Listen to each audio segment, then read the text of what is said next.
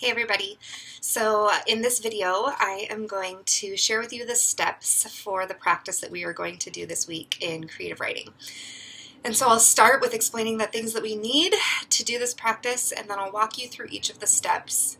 And then after that I will do another video that will actually give you the scripture that we're going to do our practice based on. So this is really just an instructional video for you to have an idea of what we're doing. I'll include the instructions and writing as well in the group, and then you'll be able to try this practice. So first, what will you need to do this creative writing practice? You will just need a few different pieces of paper and a writing utensil, and that's it.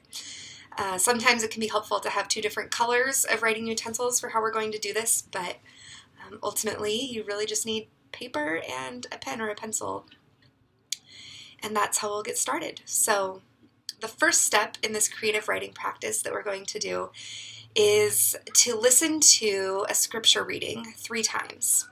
Whether that's a psalm or whatever scripture reading is chosen, you listen to that 3 times and just pay attention. You don't need to remember anything, you don't need to write anything down, you don't need to figure out what it means. Just listen to the words and how they sound in your ears and how they feel in your body.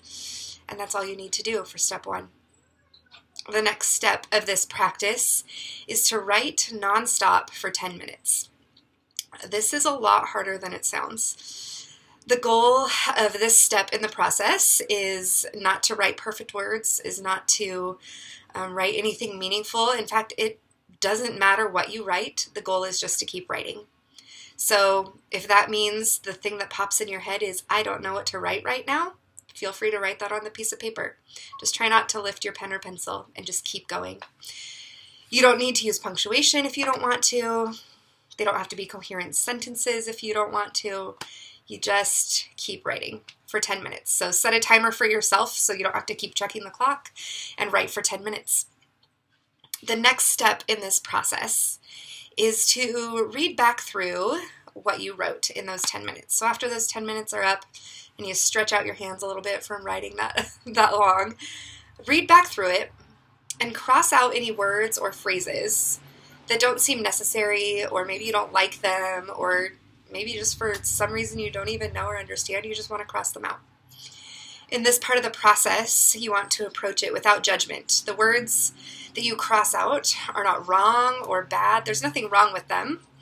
Just choose words that you don't think seem necessary right now.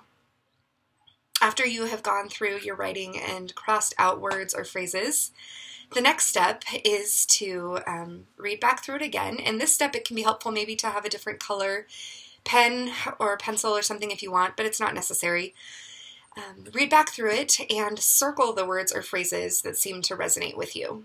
Or maybe you just like them, or you're drawn to them for some reason, whether you understand why or not.